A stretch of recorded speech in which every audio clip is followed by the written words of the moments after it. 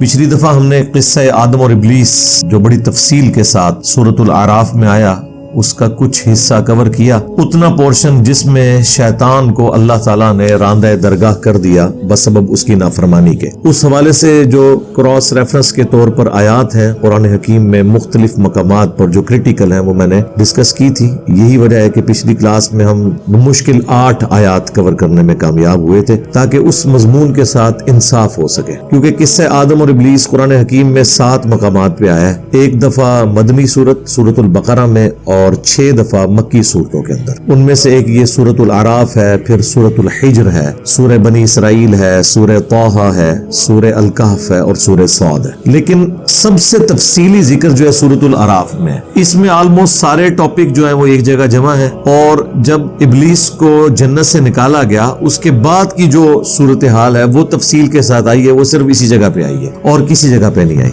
باقی جگہ پہ صرف ابلیس کی اور اللہ تعالیٰ کی گفتگو نقل ہوئی ہے، لیکن یہ وہ موقع ہے جس میں اس کے بعد شیطان نے کس طرح وسوسہ دلایا ہمارے ماں باپ کو اور جنت سے نکلوا دیا، وہ پورے جو مراحل ہیں وہ تفصیل کے ساتھ صرف سورۃ الاعراف میں ہے۔ اس اعتبار سے قصہ آدم اور ابلیس، اور اس میں آپ اللہ تعالیٰ کے حوالے سے بھی ڈسکشن جو ہوئی، وہ قرآن حکیم میں سب سے امپورٹنٹ آیات یہ ہیں سورۃ الاعراف۔ آیت نمبر 19 سے آج انشاءاللہ سٹارٹ کریں گے جو ہمارے ماں باپ سے ریلیٹڈ پورشن ہے۔ اعوذ باللہ من الشیطان الرجیم، بسم اللہ الرحمن الرحیم۔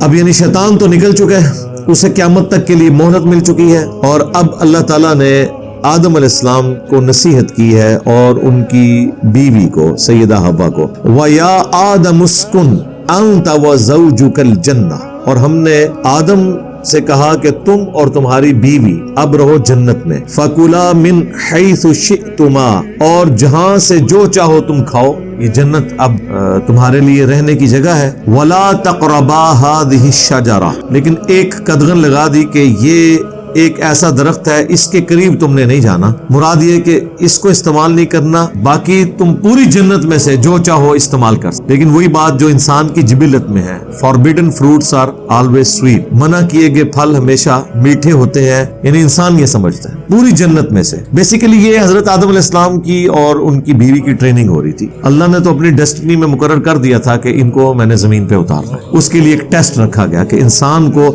حق اور باطل میں تمیز کا مادہ دیا جائے، اس کے باوجود بعض اوقات انسان وقتی طور پر حق سے اناد کرتا ہے اور برائی کا راستہ اختیار کرتا ہے، لیکن اس میں اپروچ یہ ہونی چاہیے کہ جب آپ کو آپ کی غلطی پر مطلع کیا جائے تو آپ رجوع کریں اور فوراً معافی مانگیں۔ اسی کا نام آدمیت ہے، آدم، اور غلطی کا احساس ہونے کے باوجود، اسے احساس دلانے کے باوجود اپنی غلطی کے اوپر جسٹیفیکیشن دینا، یہ شیطنت ہے، شیطانیت ہے۔ یہی کام شیطان نے کیا تھا جو ہم پچھلی دفعہ کور کر چکے۔ تو یہ ایک پریکٹس تھی کہ اب دیکھ لیں پورے جنت میں ہر پھل کو تم استعمال کر سکتے ہو پوری جنت کے اندر سوائے ایک درخت، یعنی جو حلال ہے اس کا دائرہ کار بہت بڑا ہے، حرام کا دائرہ کار بڑا چھوٹا ہے۔ چند چیزیں جو حرام ہے باقی سب حلال ہے۔ سورۃ النساء میں آیا کہ یہ حرمت والے رشتے، آیت نمبر 22 میں 23، باقی کہا کہ اس کے علاوہ دنیا کی ہر عورت تمہارے لیے حلال۔ باقی آپ دیکھ لیں کھانے پینے کی چیزوں میں بھی چند ایک چیزیں جو حرام، باقی جو چیز نہیں بتائے گی وہ اپنی اصل میں حلال ہے۔ تو یہاں پہ بھی اللہ تعالیٰ نے بیسیکلی پریکٹس کروائی کہ انسان ہمیشہ اس کی طرف مائل ہوتا ہے جس چیز سے اسے منع کیا جاتا ہے۔ یہی ہمارے ماں باپ کے ساتھ بھی ہوا۔ اللہ تعالیٰ نے فرمایا پوری جنت ہے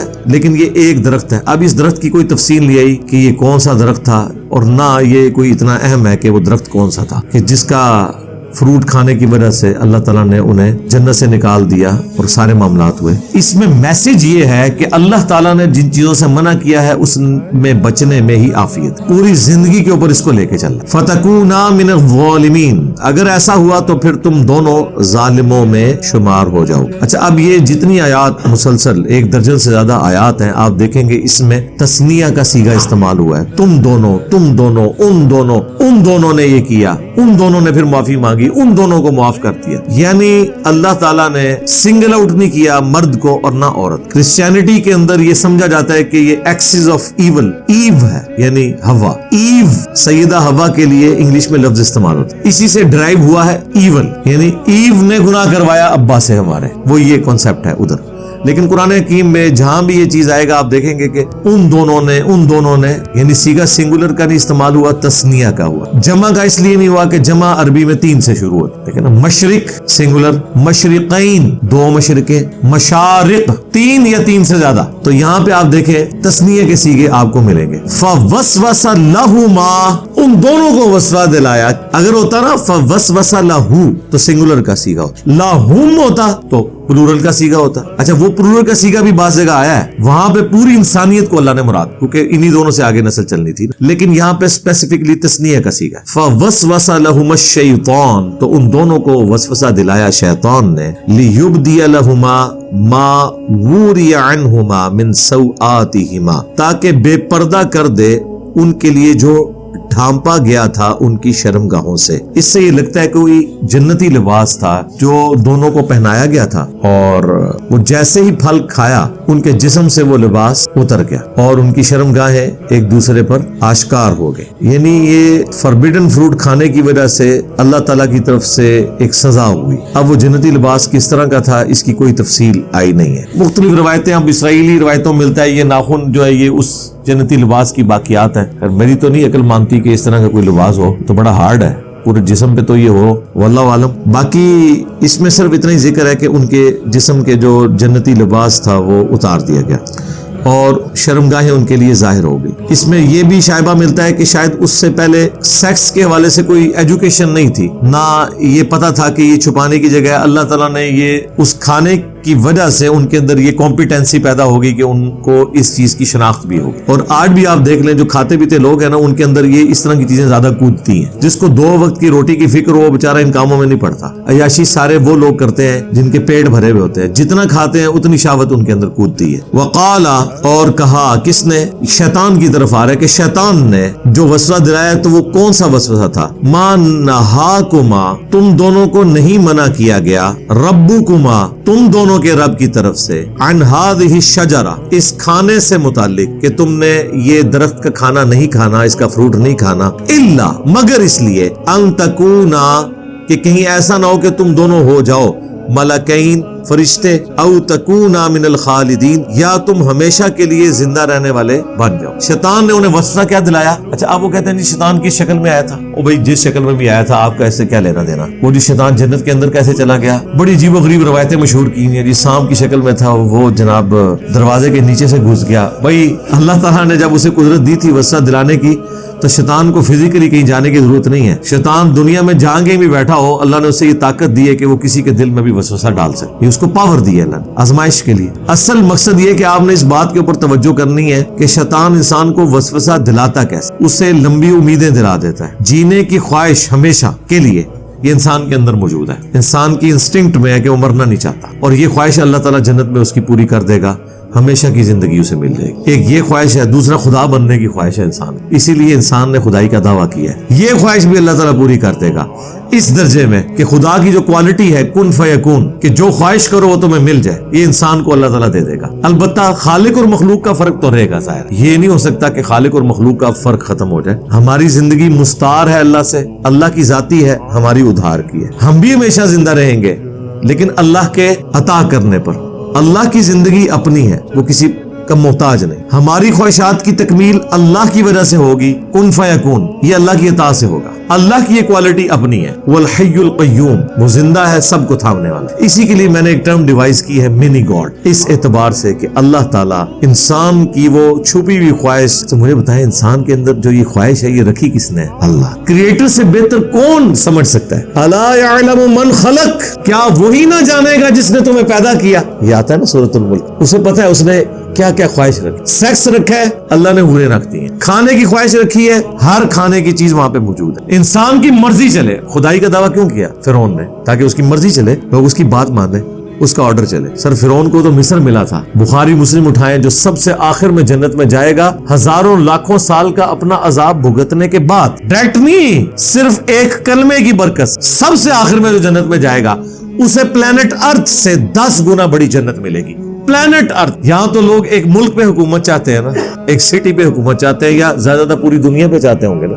وہ بھی دنیا پہ ان کی حکومت نہیں ہوتی ہے, دنیا کے انسانوں پہ ہوتی ہے. 2/3 تو سمندر ہے, اس کے اندر مخلوقات ہیں, مخلوقات پہ نہیں ہوتی ہے. کسی درخت کو کوئی امریکن صدر حکم دے کہ تو فروٹ اگا سکتا ہے, لیکن سر یہ تو ہر جنتی کو وہاں پہ مل جانا ہے. 10 گنا بڑی جنت. یہ جو اتنی گلیکسیز دریافت ہو رہی ہیں, یہ سرکار ہمارے لیے ہے, یہ ہمارے باپ کی میراث ہے, انشاءاللہ ہمیں ملنے والی ہے انشاءاللہ تعالی. تو وہاں پہ انسان کا حکم چلے گا, موت نہیں آئے گی, حکم چلے گا, ہمیشہ کی زندگی مل جائے گی, اور کیا چاہیے, سب کچھ مل گیا. بخاری مسلم دونوں میں آتا ہے کہ جنتی جب جنت میں جائیں گے تو اللہ تعالیٰ کی طرف سے ندا دی جائے گی. مسلم میں تو ذرا تفصیل کے ساتھ ہے. تمہیں مبارک ہو, آج کے بعد کبھی موت نہیں آئے گی, ہمیشہ زندہ رہو گے. آج کے بعد بوڑھے نہیں ہوگے, ہمیشہ جوان رہو گے. آج کے بعد کوئی بیماری تمہیں نہیں آئے گی, ہمیشہ خوشحال رہو گے. اور چوتھی چیز, اب اللہ تم سے ناراض کبھی نہیں ہو. یار یہ سب سے بڑی تلوار ہے جو ایک انسان کے اوپر لٹک رہی ہے. پوری زندگی بولین الجبرا ہے, 0 1 0 1 0 1. میں نے یہ ادھر 1 کر دینا ہے کیونکہ اس پہ اللہ کی رضامندی ہے اور ناراضگی نہیں ہے. یہاں میں نے 0 کر دینا ہے کیونکہ یہ اللہ نے منع کیا ہے. یہ جو ٹینشن کی زندگی ہے جو صحیح مسلم میں آئے کہ مؤمن کے لیے دنیا قید خانہ ہے اور کافر کے لیے جنت ہے. قید خانہ ہے نا اس حوالے سے, ویسے تو حسنہ ہے سرکار, ہم سے کوئی پوچھے ہم قید خانے میں بھی جنت میں رہ رہے ہیں. یعنی میں تو اس وقت دنیا میں جو بڑے بڑے قید خانوں میں زندگی گزار رہے ہیں ان میں سے میں ایک آزاد زندگی نہیں گزار سکتا. ونریبل ہوں نا دعوت کے والے سے. بزرگان دین اور ان کے ماننے والوں سے خطرات لاحق ہے, کافروں سے نہیں, بزرگان دین کے ماننے والوں سے. لیکن جو فی دنیا حسنہ ہے کہ دنیا میں اللہ تعالیٰ آپ کو ایک غنی کر دیتا ہے, آپ گاڈ اورینٹڈ ہو جاتے ہیں, اللہ کی طرف متوجہ ہوتے ہیں, تو دنیا میں تکلیف جھیلنا آسان ہو جاتا ہے. تکلیفیں ختم نہیں ہونی, اگر ہونی ہوتی تو پیغمبروں کی ختم ہو جاتی, حسین ابن علی کی ختم ہو جاتی, نہیں ختم ہوئی. جھیلنا آسان ہو جائے گا. اسی کو کہا گیا فی الدنیا حسن وفی الآخرۃ حسنہ, تو پھر واقعی وہ اپنی پرفیکٹ ڈیفینیشن میں حسنہ ہوگا. دنیا ناقص ہے, آخرت پرفیکٹ ہے. اس کی ایک اور بڑی مثال ہے, دنیا میں آپ جتنی مرضی محنت کر دیں, جو آپ کا مقدر ہے وہ آپ کو ملے گا. یہ ہو نہیں سکتا کہ جو آپ نے محنت کی ہے ایگزیکٹلی اتنا آپ کو ملے. یہ ہو سکتا ہے کہ آپ نے کم محنت کی زیادہ مل گیا, کیونکہ دنیا میں یہ نقص لیس للانسان الا ما سعى, یہ آخرت کے بارے میں, دنیا کے بارے میں نہیں ہے. جو انسان کوشش کرتا ہے اس کے لیے وہی. آخرت میں ایسا نہیں ہے. دنیا میں اگر کسی نے ایفرٹ پٹ کی ہے نا, ایٹ لیسٹ اتنا تو اسے ملے گا, بلکہ اتنا بھی نہیں.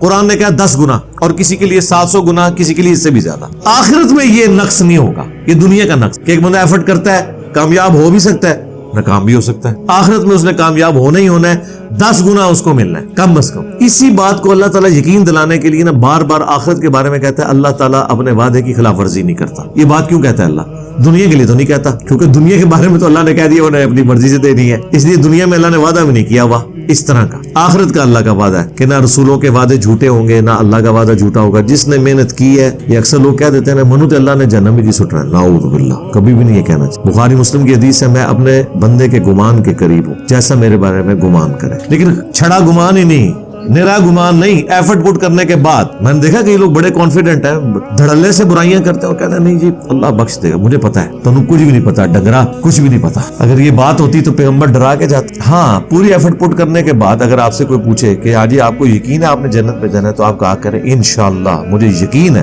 کہ میں نے جنت میں جانا, کیونکہ میرے پیغمبر کا وعدہ سچا ہے, میرے رب کا وعدہ سچا ہے کہ جو پیغمبروں کی پیروی کریں گے ہم انہیں جنت میں بھیجیں گے. یہ قصہ آدم اور ابلیس جب شروع میں آیا ہے سورۃ البقرہ میں, تو اللہ تعالیٰ نے کیا فرمایا کہ قُلْ نَهْبِطُوا مِنْهَا جَمِيعًا, پھر ہم نے آدم اور اس کی بیوی سے کہا تم سب کے سب زمین میں اتر جاؤ. فَإِمَّا يَأْتِيَنَّكُم مِّنِّي هُدًى, اب جب کبھی بھی کوئی میری طرف سے ہدایت کی کتاب تمہارے پاس آئے گی, فَمَن تَبِعَ هُدَايَ فَلَا خَوْفٌ عَلَيْهِمْ وَلَا هُمْ يَحْزَنُونَ, جو بھی قرآن کی یا کتابوں کی پیروی کر لیں گے پیغمبروں کی, انہیں قیامت کے دن نہ کوئی خوف ہوگا نہ کوئی غم. اور جو اللہ کی آیات کو جھٹلائیں گے وہ ہوں گے اہل جہنم, رہیں گے اس میں ہمیشہ ہمیشہ. اللہم اجرنا من النار, اللہم انا نسألک جنت الفردوس مع النبیین والصدیقین والشہداء والصالحین, آمین. تو وہاں پہ دیکھ لیں اللہ نے وعدہ کر دیا ہے آخرت میں کوئی نقصان نہیں. اس لیے آپ دیکھیں جگہ جگہ قرآن میں یہ بھی آتا ہے ہم کسی کے عمل کرنے والے کے عمل میں کمی بھی نہیں کریں, اس کو کوئی نقصان بھی نہیں ہو. یہ اس لیے کہا جاتا ہے کہ دنیا میں یہ رول نہیں ہے نا. انسان کو وسوسہ آ سکتا تھا کہ اگر محنت کا رزلٹ ہی نکلنا ہے تو ڈاکٹر طاہر القادری صاحب نے تھوڑی محنت کی, وزیر اعظم تو کوئی نہیں بنے. ہاں, کسی کو خیال آ سکتا ہے, ہر حربہ انہوں نے استعمال کیا ہے.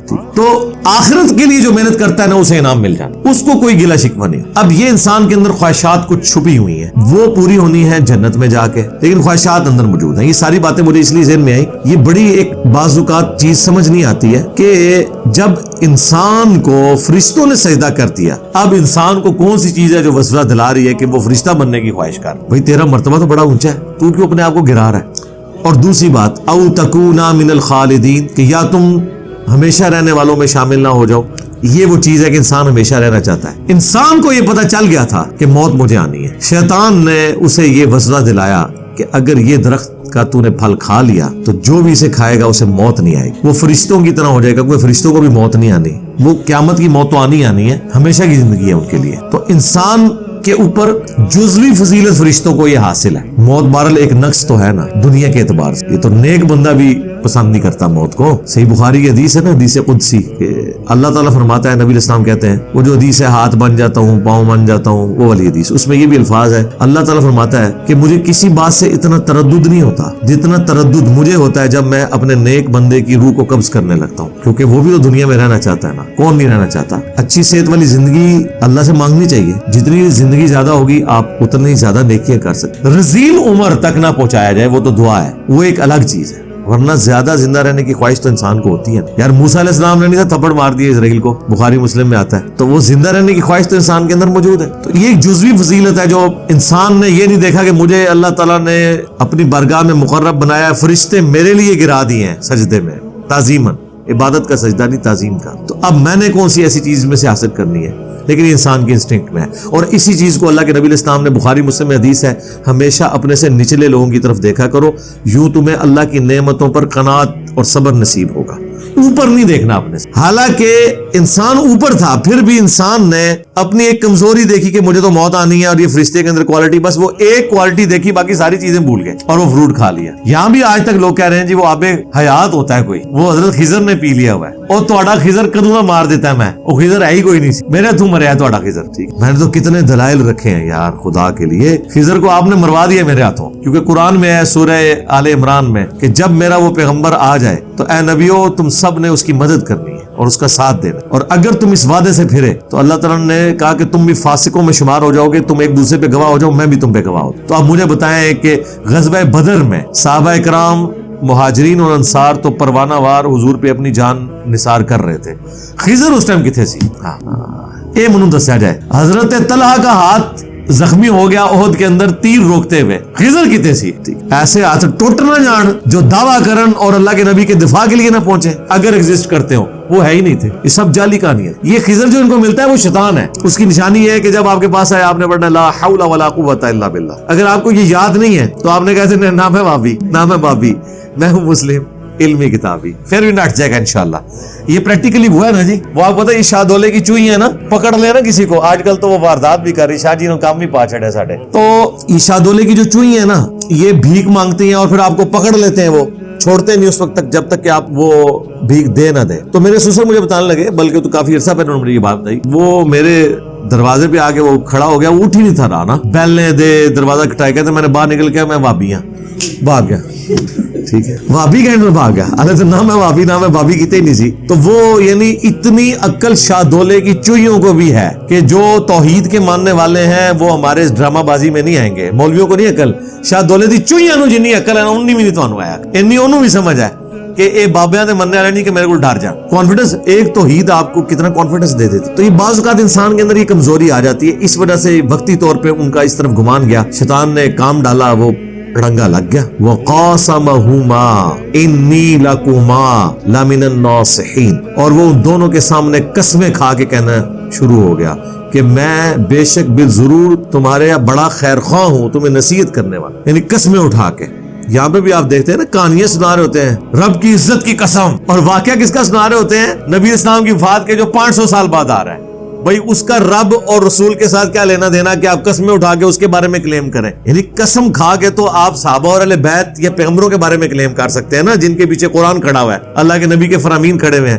جو بندے ہی بعد میں آ رہے ہیں ان کے بارے میں آپ کہہ رہے ہیں کہ جی جناب یہ ہو گیا وہ ہو گیا، اور ساتھ بھی وہ کہتے ہیں رب کی عزت کی قسم۔ ہاں نا، اوپر دیکھا تو سونا، نیچے دیکھا تو سونا، اور وہ ساتھ کہتے ہیں ہاں نا، یعنی میں بھی دیکھ رہا تھا۔ یہ وہ والی چیز ہے۔ تو شیطان نے قسم دلوائی, قسمیں کھا کے کہا. اب یہاں دیکھیں, یہاں پہ بھی وہی صیغہ تثنیہ کا ہے, وَقَاسَمَهُمَا إِنِّي لَكُمَا, دونوں کے صیغے کے ساتھ, لَمِنَ النَّاصِحِينَ, ضرور بالضرور خیر خواہ. فَدَلَّاهُمَا بِغُرُورٍ, تو شیطان نے ان کو آخر گرا دیا, دھوکہ دے, بہکا ہی دیا. فَلَمَّا, پس جب ذاق الشجرہ, ان دونوں نے وہ کھایا پھل اس درخت کا, بدت لہما سوآتہما, تو ان کے لیے پھر ان کی شرمگاہیں ظاہر ہوگی, جنتی لباس اتر گیا, سزا مل. وطفقا یخصفان علیہما من ورق الجنہ, تو اب جیسی شرمگاہیں ظاہر ہوئی تو ظاہر ہے کہ وہ انسان کی جبلت ہے, تو انہوں نے درختوں کے پتوں سے اپنی شرمگاہوں کو چھپانا شروع کر دیا. ظاہر ہے اس میں کوئی فیکٹری نہیں لگی ہوئی تھی, وہی کپڑے تھے, ایک ہی جوڑا تھا, وہ بھی اللہ نے لے لیا. اور پھر جب اللہ لے لے تو پھر تو کچھ نہیں ہو سکتا, تو پھر انہوں نے درختوں کے پتوں سے اپنے جسم کو ڈھانپنا شروع کر. وَنَادَاهُمَا رَبُّهُمَا, تو اس وقت پھر ان کے رب نے ان دونوں کو ندا دی. أَلَمْ أَنْهَكُمَا عَنْ تِلْكُمَا الشَّجَرَةِ, کیا میں نے تم دونوں کو اس درخت کے حوالے سے منع نہیں کیا تھا. وَأَقُلْ لَكُمَا إِنَّ الشَّيْطَانَ لَكُمَا عَدُوٌّ مُّبِينٌ, اور میں نے تمہیں یہ بھی بتایا تھا کہ بے شک شیطان تمہارا کھلا دشمن ہے. ظاہر ہے کہ شیطان بنے ہی ان کی وجہ سے تھا نا, انکاری یعنی سبب تو وہی بنے نا, تو جیلسی فیکٹر, اسی لیے ابلیس کہا جاتا ہے, ابلیس جیلسی رکھنے والا, حسد کرنے والا. تو اللہ نے فرمایا میں نے تمہیں یہ بتایا تھا, پھر بھی تم سے یہ ہو گیا. اب یہاں پہ وہ فرق ظاہر ہو جائے گا. یہی سوال اللہ تعالیٰ نے شیطان سے کیا تھا جو پچھلی دفعہ آیا تھا, کہ شیطان سے اللہ نے فرمایا تھا تجھے کس چیز نے منع کیا جب میں نے تمہیں حکم دیا تھا کہ تم اس کو سجدہ کرو آدم. اور یہاں پہ بھی اللہ تعالیٰ کیا فرما رہا ہے کہ تم دونوں کو میں نے بتایا تھا شیطان کھلا دشمن ہے, پھر تم نے کیوں درخت کھایا. شیطان نے جواب دیا تھا میں اس سے بہتر ہوں. آدمی کا جواب سنیں کیا ہے, اور دیکھ لیں کہ ہم آدم کے ساتھ ہیں یا شیطان کے ساتھ. قالا, ان دونوں نے کہا, ربنا ظلمنا انفسنا, اے ہمارے رب ہم نے ظلم کیا اپنی جانوں پر. وَإِن لَّمْ تَغْفِرْ لَنَا, اور اگر تو نے ہمیں معاف نہ کیا, وَتَرْحَمْنَا, اور ہم پر رحم نہ فرمایا, لَنَكُونَنَّ مِنَ الْخَاسِرِينَ, تو ہم ضرور بالضرور خسارہ پانے والوں میں ہو جائیں گے. آدم علیہ السلام نے نہ صرف ان کی بیوی نے غلطی مان لی بلکہ اللہ کی طرف استغفار کیا, رحم کی اپیل کی, اور اللہ تعالیٰ نے ان کی توبہ قبول کر لی. یہاں الفاظ نہیں موجود لیکن سورۃ البقرہ میں باقی جگہ آتا ہے کہ اللہ تعالیٰ نے ان کی توبہ قبول کر لی. ظاہر امپلائڈ ہے, اور پھر ان کو اگلا ٹاسک دیا کہ ٹھیک ہے وہ تو ہو گیا, اس سے آگے چلو. اب قرآن میں واضح قصہ آدم اور ابلیس میں حضرت آدم علیہ السلام کی توبہ کا ذکر بھی آیا, یہ دعا بھی آیا. اس دعا کے ہوتے ہوئے فضائل اعمال کے اندر جو کچھ لکھا ہوا ہے المستدرک للحاکم کے حوالے سے, جو بریلوی اور دیوبندی دونوں بیان کرتے ہیں, اور بڑی ہوشیاری کے ساتھ فضائل اعمال والے بابا جی نے عربی میں نیچے لکھا ہوا ہے کہ یہ حدیث ضعیف ہے, لیکن وہ عربی میں لکھا ہوا ہے. اور پھر پوچھیں گے نہیں جی ضعیف حدیث ہم فضیلت میں لیتے ہیں, کیونکہ کلمے کی فضیلت ہے کہ آدم علیہ السلام نے نبی علیہ السلام کے وسیلے سے دعا مانگی اور توبہ قبول ہوئی. اللہ نے پوچھا تجھے کیسے پتہ چلا, تو اللہ تعالیٰ سے عرض کی انہوں نے کہ میں نے تیرے نام کے ساتھ کلمے میں وہ نام لکھا ہوا دیکھا تھا, تو میں تجھے اس کا وسیلہ پیش کرتا ہوں. اچھا وہ کہتے ہیں ہم یہ کلمے کی فضیلت میں یہ پیش کر رہے ہیں. یہ جتنے فضائل بیان کرتے ہیں نا ضعیف روایتوں سے, بناتے تو اس سے عقیدہ ہیں. پھر آگے عقیدہ تو خود بخود بن گیا نا کہ آپ نے پھر وہ آگے نبی علیہ السلام تک نہیں نہ رہتے, بزرگوں کے بھی واسطے وسیلے ڈالتے ہیں. ہمیں کہتے ہیں ہم فضیلت میں لے رہے ہیں ان کی فضیلت میں, اور خود اس سے عقیدہ بنا لیتے ہیں. آپ کو سمجھ آئی کتنی بڑی دو نمبری ہے. بتا رہے فضیلت ہو تو پھر فضیلت پہ ہی رکھو, گھڑتے عقیدہ ہو, اور اس سے بھی آگے چلے جاتے ہیں, اپنی مرضی کی چیزیں مانتے ہیں. اب دیوبندیوں سے کہیں گے انگوٹھے چومنے والی روایتیں بھی تو ہیں, فضائل میں لے لو نا, کہ حضرت ابوبکر صدیق نے کہا کہ جو انگوٹھے چومے گا, میں جو ہوں نبی علیہ السلام نے مجھے گارنٹی دی ہے کہ اللہ کے نبی علیہ السلام اس کی شفاعت کریں گے, تو وہ کہیں گے نہیں جی وہ بریلوی کرتے ہیں, ہم نے نہیں چوم. تو فضیلت, یہ فضیلت تو اس میں نقل ہوئی ہے نا. اب فضیلت یہاں تک نہیں رہی, انہوں نے اسے عقیدہ بنایا کہ اس سے شفاعت ملے گی. اگلا عقیدہ یہ کہ جو چوم نہیں رہا اس میں بغض ہے. کہتے ہیں دیکھیں دو بندوں کے سامنے آپ نبی علیہ السلام کا نام لے رہے ہیں, ایک انگوٹھے چوم رہا ہے ایک نہیں چوم رہا, تو عاشق رسول کون ہے بھائی؟ عاشق رسول وہ ہے جو درود شریف پڑھ رہا ہے, کیونکہ نبی علیہ السلام نے تو اس کا حکم دیا تھا. جو جامع ترمذی میں حدیث ہے, جس شخص کے سامنے میرا ذکر ہو اور مجھ پر درود نہ پڑے وہ کنجوس ہے. اللہم صلی علی محمد وعلی آل محمد. اور ترمذی میں اور حاکم میں موجود ہے وہ برباد ہو جائے وہ شخص جس کے سامنے میرا ذکر ہو مجھ پر درود نہ پڑے. اللہم صلی علی محمد وعلی آل محمد. ایک مجلس میں ایک دفعہ پڑھ لینا کافی ہے. انگوٹھے چومنے کے اوپر زور ہے, صلی اللہ علیہ وآلہ وسلم کہنے کے اوپر نہیں ہے. اور درود شریف بھی پڑھیں گے تو آدھا صلی اللہ علیہ وسلم وآلہ وسلم بہت تھوڑے لوگ پڑھتے ہیں, ٹریننگ میں نہیں. ہاں شیعہ کے ہاں یہ اسٹیبلش ہے وآلہ کے ساتھ پڑھتے ہیں. تو جو کام کرنے والا تھا وہ کیا نہیں اور عقیدے بنا لے, اور باقاعدہ دعائیں لکھی ہوئی ہیں, پھر وسیلہ اور پتہ نہیں کیا کچھ بناتے ہیں. وسیلے کو ہم بھی مانتے ہیں لیکن یہ والا پنجابی والا وسیلہ نہیں. اس کے لیے میری یوٹیوب کے اوپر ویڈیو دیکھ لیں, وسیلے کے نام پر دھوکہ, وسیلہ اور توسل کے صحیح احکام و مسائل, قبر رسول سے شفاعت, مجھے اپنے بعد تم سے شرک کا خوف نہیں ہے. اس ساری ویڈیوز ہیں جو میں نے اسی ٹاپک کو کور, توحید سے متعلق 10 دھوکے. تو قرآن میں واضح آ گیا ہے, یہ اتنی امپورٹنٹ دعا تھی یار. 7 دفعہ قصہ آدم اور ابلیس ذکر ہوا ہے. اللہ تعالیٰ نے 7 جگہ مس کر دی ہے وہ دعا جو حاکم کے اندر آ گئی. یہ تو بہت بڑی چیز تھی. دعا تو قرآن میں ہی آئی ہوئی ہے. جب یہ دعا دکھاتے ہیں نا, پتہ ہے وہ کیا کہتے ہیں, ایوی سی نالو بھی پڑی سی. اللہ دے بندے ہو, ایک کام تو مولوی کرتے ہیں. صحابہ نے کبھی یہ کام نہیں کیا کہ ربنا آتینا فی الدنیا حسنہ وفی الآخرۃ حسنۃ وقنا عذاب النار کے بعد پڑھے وقنا عذاب القبر وقنا عذاب الحشر. انہوں نے سمجھا کہ حضرت آدم علیہ السلام وقنا عذاب الحشر وقنا عذاب القبر پڑھتے سن. انہوں نے یہی پڑھا جو دعا ذکر ہو. تمام انبیاء کی دعائیں آپ دیکھ لیں, کوئی واسطے وسیلے اس کے اندر نہیں ہیں. 40 سے زیادہ دعائیں آئی ہیں ربنا کے ساتھ پیغمبروں. تو آپ سے کہیں گے نہیں دیکھیں جی پیغمبر اس لیے ذکر نہیں کرتے تھے, پیغمبر اور اللہ تو ڈائریکٹ ہوتا ہے نا. اچھا, تو اس کا مطلب یہ ہے کہ پیغمبر اپنے ساتھ جوڑنے آئے تھے لوگوں کو, اللہ کے ساتھ جوڑنے نہیں آئے تھے. سرکار یہ کتنی بڑی بات آپ کر رہے ہیں. قرآن میں اللہ نے سورہ آل عمران میں فرمایا کبھی ایسا نہیں ہوا کہ ہم کسی پیغمبر کو کتاب, حکم, نبوت دے کر بھیجے اور وہ لوگوں سے یہ کہنا شروع کر دے کہ لوگوں میرے بندے بن جاؤ اللہ کو چھوڑ کر,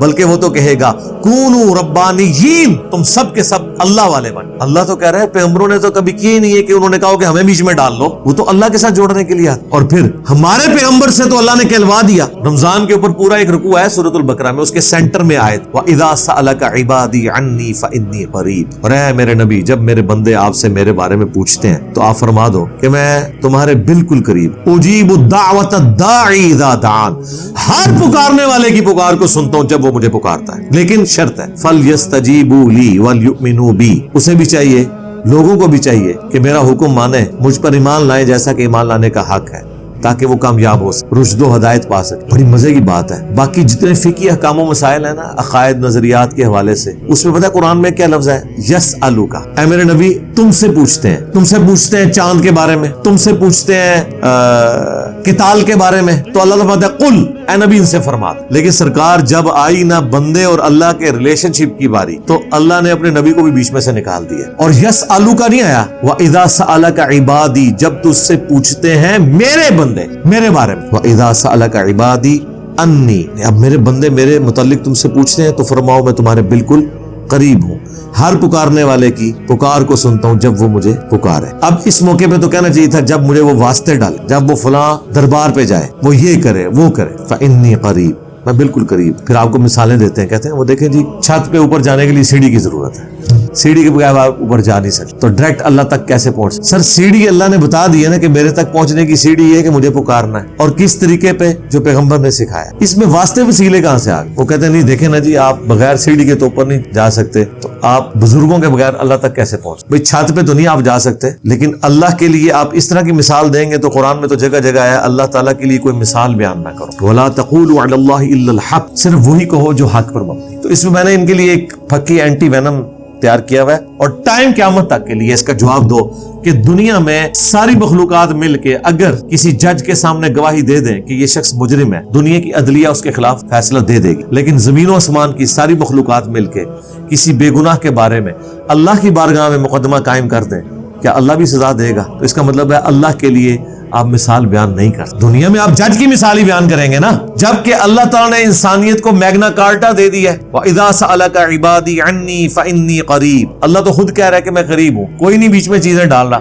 آپ خود اللہ کے اوپر جھوٹ باندھ رہے ہیں. ہاں دعا کا پروٹوکول ہے, اور جامع ترمذی میں حدیث ہے جو شخص اللہ کا ذکر اور دعا کرنے سے پہلے اللہ کا ذکر اور دروشی پڑھ کے متوجہ ہوتا ہے, اللہ تعالیٰ اس کی دعا قبول کرتا ہے. یہ چیز جامع ترمذی میں 593 نمبر یہ. تو یہ دعا بالکل واضح آ گئی ہے. اب اس دعا کے اب یہ لے کے جائیں آپ, 14 ٹیکے لگیں گے آپ کو. آپ مولوی سے جا کے پوچھیں گے قرآن میں تو یہ دعا آئی ہوئی ہے, تو دس ماما تیری دعا کیڑی آیت وچ لکھی ہے, تو آپ کے اوپر گستاخی کے فتوے لگائے گا. قال اهبطوا بعضكم لبعض عدو. اللہ نے پھر فرمایا اتر جاؤ اب زمین پہ, تم میں سے بعض کے دشمن ہوں گے. ظاہر ہے کہ جیلسی فیکٹر بھی موجود ہوگا, اور بعض کے دشمن سے مراد ہے شیطان انسان کا دشمن ہوگا, کیونکہ ہر ابن آدم کے ساتھ ایک شیطان بھی پیدا ہوتا ہے جو اس کے ساتھ اٹیچ ہو جاتا ہے, جو صحیح مسلم میں حدیث ہے, بخاری میں بھی ہے, مسلم میں تفصیل کے ساتھ ہے. ہر انسان کے ساتھ ایک جن اور ایک فرشتہ اٹیچ. جن وہ شیطان جو اسے برائی کی طرف بلاتا ہے اور فرشتہ اسے اچھائی کی طرف بلاتا ہے، وہ بعض کے دشمن ہے۔ وَلَكُمْ فِي الْأَرْضِ مُسْتَقَرٌّ وَمَتَاعٌ إِلَىٰ حِينٍ، اور تمہیں زمین میں رہنا ہے کچھ عرصے کے لیے اور وہاں تمہارے لیے نفع اٹھانے کی جگہ موجود ہے۔ اللہ نے سارے ریسورسز دنیا میں دے دی ہیں، یہ تمہارا ٹیسٹ ہے۔ تو وہ ایک چھوٹا منی ٹیسٹ ہوا ہے جنت کے اندر کہ یہ کام نہیں کرنا ورنہ جنت سے نکل جاؤ گے، وہ کام کر لیا، رزلٹ نکل آیا، ایک چھوٹا ٹیسٹ۔ پھر اللہ نے کہا اب تو نکل تو گئے ہو، اب زمین پہ تمہیں بساؤں گا، وہاں بھی یہ حکم دوں گا کہ یہ کرنا ہے یہ نہیں کرنا، تو جو کرے گا وہ جنت میں چلا جائے گا، جو انکار کرے گا نافرمانی کرے گا وہ جائے گا جہنم۔ اور دنیا میں یہ ہو رہا ہے، آپ دیکھ اللہ تعالیٰ نے چیزیں رکھ، آخرت کا فیصلہ دنیا میں نظر آ جاتا ہے کہ کون پیروی کر رہا ہے پیغمبروں کی کتابوں کی اور کون نہیں کر رہا۔ تو یہ اللہ تبارک و تعالیٰ نے ایک ٹیسٹ پرفارم کیا بندے کے اوپر اور اس کے بعد اسے اب مین ٹیسٹ میں بھیج۔ ایک سمجھ لے پہلے کوئز ہوا تھا، اس میں تو ناکام ہوا انسان، لیکن اب ناکام نہیں اسے ہونا چاہیے، کیونکہ ناکامی تو ایک دفعہ ہی ہوتی ہے نا، دوبارہ تو نہیں ہونی چاہیے۔ قال فیہا تحیون وفیہا تموتون ومنہا تخرجون، اللہ نے یہ بھی فرمایا اسی میں تم زندہ رہو گے، اسی میں تم مرو گے۔ کاش یہی معاملہ ختم ہو جاتا، لیکن پھر یہ جو دھمکی لگائی ہے ومنہا تخرجون، یہ تلوار جو لٹکا دی ہے نا، accountability of the day of judgment, اگر یہ سب کچھ ختم ہو جاتا نا یہاں پہ، یقین کریں عیاشی کی زندگی گزارتے ہیں۔ یہ جو تلوار لٹکا دی ہے نا کہ اس سے پھر تمہیں اٹھایا بھی، اٹھانے کا مطلب ہے پھر پوچھا جائے گا، ہاں بھائی سنا، لا یسأل عما یفعل وهم یسألون، اللہ کو کوئی نہیں پوچھ سکتا کہ اس نے یہ کیوں کیا، اللہ ہر ایک کو پوچھا۔ اللہم حاسبنا حسابا یسیرا، آمین۔ یا بنی آدم، اے اولاد آدم، قد انزلنا علیکم لباسا، اب چونکہ لباس کا ذکر ہوا تھا، جو کپڑے اتر گئے تھے ہمارے ماں باپ کے، اللہ نے اس کا ذکر کیا ہے کہ ہم نے بے شک اتارا ہے آسمان سے لباس تم پر، یواری سوآتکم وریشا، جو تمہاری شرمگاہوں کو بھی ڈھانپتا ہے اور تمہارے لیے زینت کا باعث بھی ہے۔ ایک تو اس سے پردہ ہے، دوسرا ایک خوبصورتی بھی تو ہے نا لباس۔ یہ آپ نوجوانوں سے پوچھیں نا جو عجیب و غریب قسم کی پینٹیں پھاڑ کے پھر رہے ہیں، عجیب و غریب قسم کی انہوں نے شرٹیں پہنی ہوئی ہیں، ٹھیک ہے، سوٹ کے اوپر کلفیں لگائی ہوئی ہیں، ٹوپیاں بس کس کس رنگوں کی پہنی ہوئی ہیں، اور ناتھانوں کی پگڑیاں آپ دیکھیں کس کس رنگ کی ہیں، تو زینت تو ہے۔ وَلِبَاسُ التَّقْوَى، اور جو تقوی کا لباس ہے نا، ذالک خیر، وہ ہے سب سے بہتر۔ یعنی یہ تو ظاہری لباس ہے نا، اپنی برائیوں کو چھپانے کے لیے تقوی کا لباس بھی ہونا چاہیے، برائیوں سے بچنے کے لیے، جس طرح اپنی شرمگاہ کی حفاظت کے لیے اور اپنی جسم کی کمزوریوں کو چھپانے کے لیے یہ ظاہری لباس ہے، اس طرح تقوی کا لباس ہونا چاہیے اپنی روحانی کمزوریوں کو اوور کم کر، وہ سب سے بہتر۔ یعنی ایک شخص نے داڑھی تو رکھی ہوئی ہے لیکن ہے وہ جھاڑی ہے، اس کے پیچھے روح کوئی نہیں۔ ایک عورت نے نقاب تو کیا ہوا ہے لیکن اندر وہ بدکار ہے۔ اب جتنی بدکار عورتیں عموماً جو یہ برائی کے اڈوں پہ آپ کو دیکھیں، یہ عام حالت میں برقعے میں نکلتی، اس کی وجہ سے برقعے کی توہین نہیں ہونی چاہیے، لیکن یہ ایک مثال ہے کہ صرف برقع پہن لینے سے کسی کے اندر حیا نہیں آ جاتی، یا داڑھی رکھ لینے سے وہ بندہ پرہیزگار نہیں ہو جاتا، جب تک کہ تقوی کا لباس اس کے اندر، گاڈ کانشیسنس نہ موجود، اللہ کا خوف، ذالک خیر، وہ ہے۔ اچھا، اس کے اندر یہ بھی اشارہ مل گیا، یہ ویسے بڑی حیران کن بات ہے، اس طرف ابھی میرا دماغ گیا ہے کہ اللہ تعالیٰ نے فرمایا یہ جو لباس نازل کیا ہے نا، اس سے تمہاری شرمگاہ چھپتی ہیں اور تمہیں زینت ملتی ہے، اور جو تقوی کا لباس ہے نا، اصل لباس تو وہ ہے۔ مراد کیا کہ کوئی شخص پگڑی پہن لے، داڑھی رکھ لے، سفید کپڑوں میں اپنے اس موٹے پیٹ کو چھپا لے اور اندر کرتوت سارے برے کرے، تقوی کا لباس اس کے اندر موجود نہیں ہے، تو تیری داڑھی اور ان لباسوں کا، اس خوبصورتی کا کوئی فائدہ نہیں ہے۔ جو صحیح مسلم میں حدیث ہے، اللہ تعالیٰ تمہاری شکلوں اور مال کو نہیں دیکھتا، دلوں اور اعمال کو دیکھتا۔ تو یہ جو ظاہری لباس ہے زینت ہے، شرمگاہ چھپاتا، لیکن اس سے آپ لوگوں کو دھوکہ نہیں دینا جب تک آپ کے اندر تقوی کا لباس موجود ہے۔ یعنی اگر پگڑی ہے، داڑھی ہے، لباس سنت کے مطابق ہے، ٹخنے بھی ننگے ہیں، کم شیطانہ علیہ نے، مفتی عبدالعزیز علیہ، تو ان چیزوں کا کوئی فائدہ نہیں۔ دیکھ لیں سب کچھ موجود ہے، وہ قرآن شریف پکڑا ہوا ہے اس نے جب وہ کام ڈال رہا ہے۔ ہاں دیکھیں جناب سرکار، یہ تو کوئی دنیا دار شخص نہیں یہ کام کر سکتا کہ ایک ہاتھ میں قرآن پکڑا ہوا ہے اور جناب کپڑے بھی سنت کے مطابق پہنے ہوئے ہیں۔ لا حول ولا قوت الا ذالک من آیات اللہ، یہ ہے اللہ کی آیات، لعلہم یذکرون، تاکہ تم نصیحت حاصل کر سکو۔ اللہ جیسا کون شفیق ہوگا کہ ہر چیز کھول کھول کے بیان کر۔ یا بنی آدم، اب یہ بہت سخت آیات ہیں، یہ وہ آیات ہیں جن کا درس دینا حرام، جس کو بیان کرنا حرام، کیونکہ اس میں انبیاء کی گستاخی ہو جاتی ہے۔ جی بارِ شریعت میں لکھا ہوا ہے سٹارٹ میں کہ جن آیات کے اندر اللہ تعالیٰ نے نبیوں پر عطا فرمایا ہے، ان آیات کو تلاوت کے علاوہ بیان کرنا حرام۔ اور اس آیت کے اندر اللہ تعالیٰ حکم دے رہا ہے کہ یہ آیات میں نے نازل ہی اس لیے کی ہیں کہ ان کا درس ہونا چاہیے، وہ سن لیں۔ یا بنی آدم، اے اولاد آدم، لا یفتننکم الشیطان، کہیں شیطان تمہیں بھی فتنے میں مبتلا نہ کر دے، کما اخرج ابویکم، جس طرح تمہارے ماں باپ کو اس نے نکلوا دیا تھا من الجنہ، جنت سے، ینزع عنہما لباسہما، اور اس سے بڑی بات تاکہ وہ ان کے کپڑے اتروا دے، لیریہما سوآتہما، تاکہ ان کی شرمگاہیں ان پہ، کتنی گستاخی، یعنی اللہ تعالیٰ مارا ہے کہ حضرت آدم اور ان کی جو بیوی ہے شیطان نے ان کو جنت سے نہ صرف نکلوایا، کپڑے اتروا دیے ان کے، تو دیکھنا اے اولاد آدم کہیں تمہارے بھی کپڑے نہ اتروا دیں۔ تو یہ اللہ تعالیٰ کہہ رہے کہ میں یہ آیات کھول کھول کے کیوں بیان کر رہا ہوں کہ آدم علیہ السلام سے یہ مسئلہ ہوا تو تمہارے ساتھ بھی کہیں نہ ہو جائے، تاکہ تم اس سے عبرت حاصل کرو۔ اور آپ کا مولویہ کہہ رہا ہے بیان کرنا حرام، گستاخی کا پہلو نکلے گا۔ انہو یراکم، بے شک وہ تو دیکھتا ہے تمہیں، ہوا وقبیلہ، وہ بھی اور اس کی پورا کنبہ، من حیث لا ترونہم، وہاں سے جہاں تم نہیں اسے دیکھتے۔ ظاہر ہے جنات ہمیں نظر تو نہیں آتے جب تک کہ کوئی ایسے خاص جن جو انسانی شکل میں نہ آ جائے، جو اکثر جمعے کے خطبوں میں ممبروں پہ نظر آتے ہیں آپ کو، اس کے علاوہ تو آپ کو شیاطین نظر نہیں آ سکتے۔ انا جعلنا الشیاطین اولیاء للذین لا یؤمنون، بے شک ہم نے بنا دیا ہے شیاطین کو دوست ان لوگوں کا جو بات نہیں مانتے۔ میں نے ترجمہ کیا کیا ہے؟ جو بات نہیں مانتے۔ لفظی ترجمہ اگر میں کر دیتا جو ایمان نہیں لاتے تو اس سے بات کھلنی نہیں تھی، آپ نے فوراً اس سے سمجھنا تھا یہ ہندوؤں کے بارے میں، عیسائیوں کے بارے میں، ایتھیسٹ کے بارے میں۔ ایمان والا کون ہوتا ہے؟ جو بات مانتا ہے۔ ایمان والا بھی تو ماننے والا ہوتا ہے نا، جس نے مان لیا، نہ صرف مان لیا بلکہ اللہ رسول کی بھی مان لی۔ تو شیاطین ان لوگوں کے دوست ہیں جو بات اللہ اور اس کے پیغمبر کی نہیں ماننے والے۔ مراد یہ کہ جو اللہ اور ان کے پیغمبروں کی بات مان لیں وہ شیاطین کے ہتھے نہیں چڑھے۔ اس میں امپلائیڈ ہے نا، تو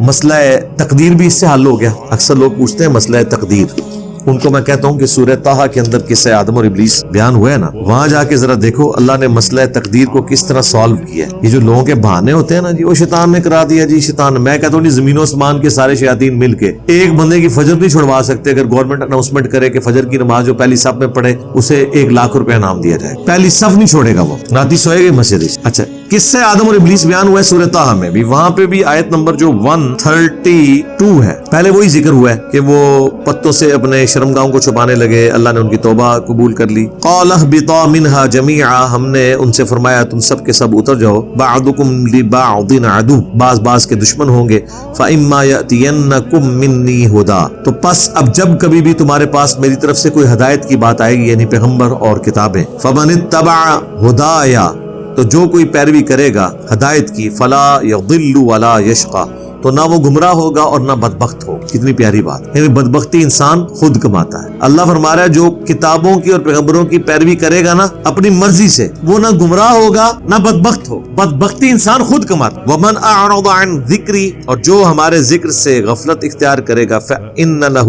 معیشۃ ضنکا، تو اس کے لیے پھر اللہ تعالیٰ معیشت بھی تنگ کر دے گا، دنیا میں بھی اور آخرت میں بھی۔ تو یہ بدبختی انسان خود کماتا ہے۔ شیطان اللہ نے آزمائش کے لیے انسان کے ساتھ اٹیچ کیا ہے، لیکن اسے اختیار کوئی نہیں دیا۔ اس کے اوپر میں پچھلی دفعہ کافی تفصیل سے بول چکا ہوں۔ وَإِذَا فَعَلُوا فَاحِشَةً، جب کوئی وہ بے حیائی کا کام کرتے ہیں، قَالُوا وَجَدْنَا عَلَيْهَا آبَاءَنَا، وہ کہتے ہیں ہمارے آباء و اجداد کو ہم نے ایسا ہی کرتے ہوئے دیکھا تھا، وَاللَّهُ أَمَرَنَا بِهَا، اللہ نے ہمیں اسی چیز کا حکم دیا ہے۔ وہی جو ہم کہتے ہیں نا یہ کہاں لکھا ہوا ہے، کہتے ہیں بزرگ کر رہے ہیں، اور جی بزرگ بھی تو اللہ نے کہنے تھے ہی کر رہے ہیں نا، پیچھے تو اللہ ہی ہے نا، وہی چیز۔ تو مشرکین عرب ننگا طواف کرتے تھے، سب سے اعلیٰ طواف ہوتا تھا کعبے میں وہ جو بالکل الف ننگا ہو کے کرتے، اور وہ کہتے تھے دیکھیں جب انسان پیدا ہوا اس وقت بھی تو اس کے جسم پہ کوئی لباس نہیں تھا، تو اب اللہ نے انسان کو بغیر لباس کے پیدا کیا، تو سب سے افضل طواف کعبہ وہ ہوگا جب انسان اپنا لباس خود اتار اور ننگا طواف کرے۔ یہ اس کی طرف اشارہ ہے کہ وہ جب یہ بے حیائی کا کام کرتے تھے، جو پھر نبی الاسلام نے جب 8 ہجری میں فتح مکہ ہوا اور 9 ہجری میں حضرت ابوبکر صدیق رضی اللہ تعالیٰ عنہ کو امیر حج بنا کے بھیجا، انہوں نے وہ اس سال مشرکین عرب اور مسلمانوں نے اکٹھا حج کیا تھا۔ پیچھے سے پھر آیات نازل ہوئی، حضرت علی علیہ السلام کو نبی الاسلام نے بھیجا اور کہا کہ آپ نے میری طرف سے اناؤنسمنٹ کرنی ہے، کیونکہ عرب کے لوگ قریبی رشتہ دار کی اناؤنسمنٹ کو اس کی اناؤنسمنٹ شمار کرتے تھے۔ حضرت علی نے وہاں اناؤنسمنٹ کی کہ آج کے بعد نہ تو کوئی ننگا طواف کرے گا، صحیح بخاری میں آتا ہے، اور نہ مشرک حرم کی سرزمین میں اب داخل ہوں گے، یہ آخری موقع۔ تو جو طواف اس وقت کرتے تھے ننگا طواف، تو ان سے کہا جاتا تھا یار یہ عام حالت میں تو تم بھی شرمگاہ چھپاتے ہو، یہ طواف کعبہ ننگے ہو کے کیوں کرتے ہو؟ تو وہ کہتے تھے ہم نے اپنے آباء و اجداد کو اس طرح ہی ناچتے ہوئے دیکھا ہے، یعنی ہمارے بزرگ بھی مجذوب تھے۔ ننگے سر نماز نہیں ہوتی، اور جو کپڑے اتار لے وہ اللہ کا ولی ہو جاتا ہے. جو ننگے سر نماز پڑھ رہا ہو نا اس کے سر پہ ٹوپی رکھ دیتے ہیں, کہتے ہیں یہ نماز نہیں ہوتی, اور جو سارے کپڑے اتار دے اس کے آگے پگڑیوں اور ٹوپیوں والے ایسے کر کے بیٹھے ہوتے ہیں. پیر دنکے کے پاس نہیں جا کے سارے بیٹھے ہوتے تھے, آپ کے سارے پولیٹیشینز بیٹھتے تھے وہاں نانگے پیر کے سامنے. تو وہ یہ بے حیائی کا کام کرتے تھے. کہتے ہیں ہم نے اپنے آباء و اجداد کو پایا اور واللہ امرنا بہا, اللہ نے اس کا حکم دیا, ایویں بغیر دلیل دے.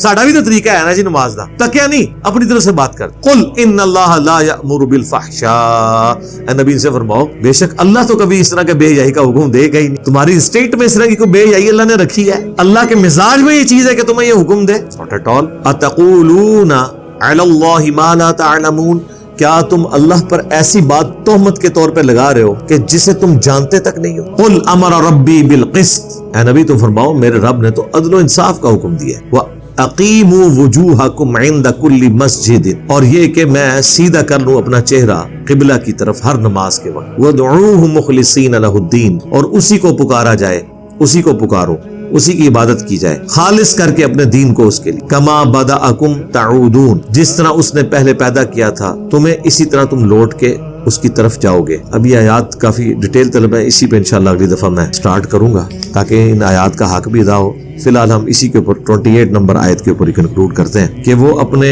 خود ساختہ شریعت کو اللہ کی طرف منسوب کر دیتے تھے. اس سے یہ بات پتہ چلی کہ ہر بات اللہ کی طرف خود سے منسوب نہیں کر دینی چاہیے. جو چیز بھی ہے جی قرآن میں آیا, حدیث میں ہے, کئی لوگ نے دیکھا ایسے بیان کرتے تھے قرآن میں لکھا ہوا, جی کتنے لکھے ہے پتہ ہی کوئی نہیں. وہی سمجھتے ہیں کہ ہمیں نے جو کچھ بھی سنا ہے وہ قرآن حدیث میں ہی لکھا. اللہ تعالیٰ سے دعا ہے جو حق بات میں نے کہی اللہ تعالیٰ ہمارے دلوں میں راسخ فرمائے. اگر جذبات میں میرے منہ سے کوئی غلط بات نکل گئی اللہ تعالیٰ معاف کر دے. سبحانک اللہم و بحمدک اشہد ان لا الہ الا انت استغفرک و اتوب الیک.